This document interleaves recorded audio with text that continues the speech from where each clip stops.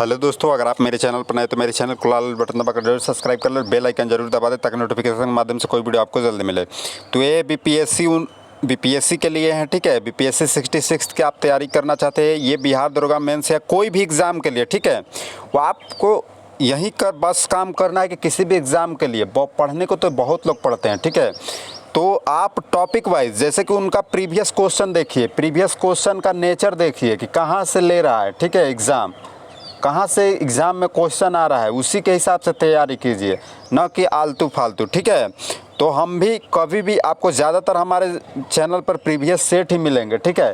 Previous set मारने से आपको सेट प्रैक्टिस करने में भी आसानी हो जाती है और उसके क्वेश्चन उसी के आधार पर आता है। तो चलिए देखते हैं, प्राचीन इतिहास का पार्ट 1 होगा, जो आपको इसमें 4 सेट का है, ठीक है। तो लगभग 14 सेट हैं, तो प्राचीन इतिहास 2-3 पार्ट में ख़त्म हो जाएगा। आपका 30 क्वेश्चन है और देखते हैं, बहुत महत्वपूर्ण होगा। चलिए, पहला है कि कला की गंधार और गंधार शैली जो होती है, निम्न में से किसके समय में फली फूली थी?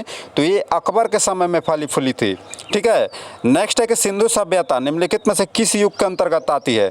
तो सिंधु सभ्यता जो होती है आपका आद्य ऐतिहासिक काल में आती है, ठीक है। नेक्स्ट है कि बोगाज़कोई का महत्व किस लिए है? बोगाज़कोई का महत्व इसलिए है कि वहाँ जो अभिलेख प्राप्त हुआ था उसमें वैदिक देवी एवं देवताओं का वर्णन मिलता है। नेक्स्ट है कि गायत्री मंत्र किस पुस्तक में मिलता है?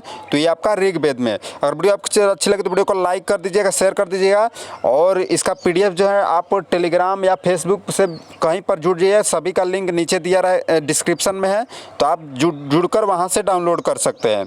नेक्स्ट है कि 800 से 600 ईसा पूर्व की काल की सीट से जुड़ा जाता है, ठीक है।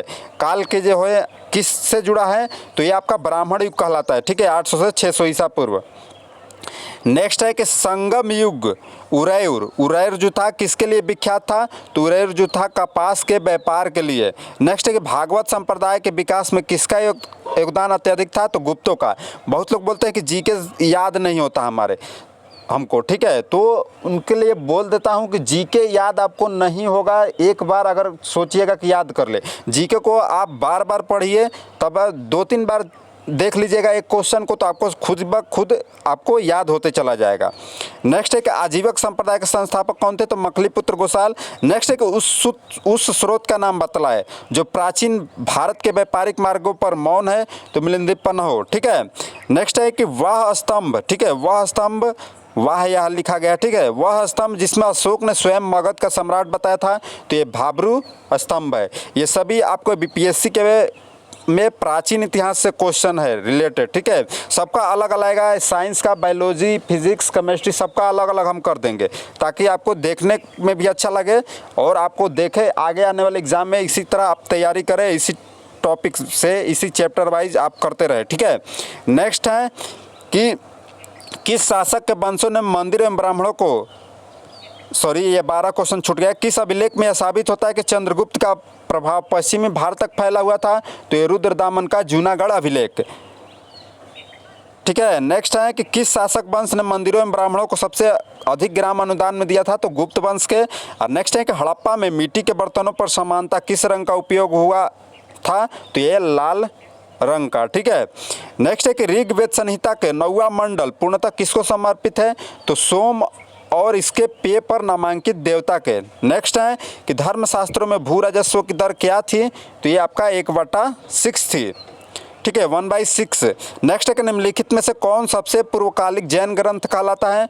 तो जैन ग्रंथ के जो है 14 पूर्व जो है पूर्वकालिक जैन ग्रंथ कहलाता है। और ये आप कमेंट में ज़रूर बताइए कि जैन धर्म के संस्थापक कौन थे और उनका डिटेल भी लिखिए थोड़ा बहुत, ठीक है, आप कमेंट में ज़रूर बताएं। नेक्स्ट है कि बराबर की गुफाओं का उपयोग किसने आश्रम गिरी के रूप में किया? तो आजीवकों ने।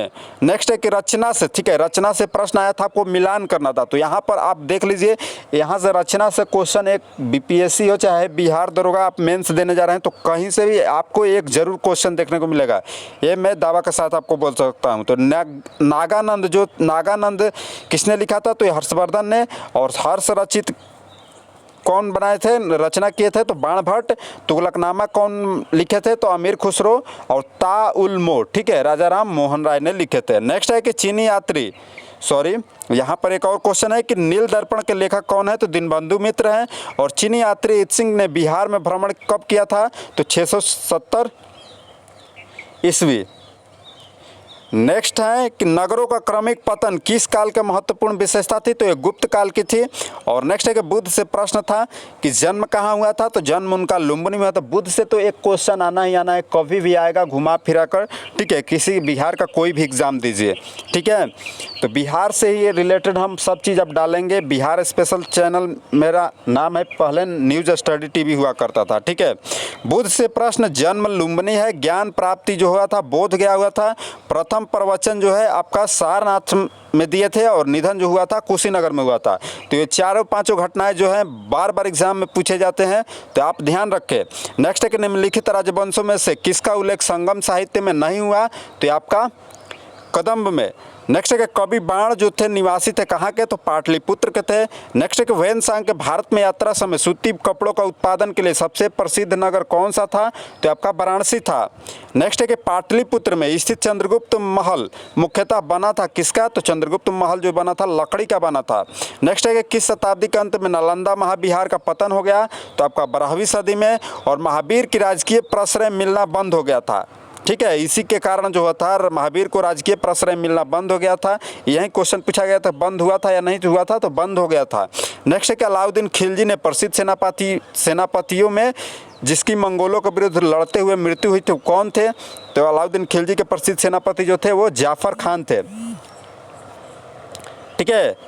तो वीडियो को ज़्यादा से ज़्यादा लाइक कीजिए, शेयर कीजिए। अब इसका पार्ट जल्दी जल्दी आएगा, तो मेरे चैनल पर जुड़े रहिए। मिलते हैं अगले वीडियो में, तब तक के लिए धन्यवाद।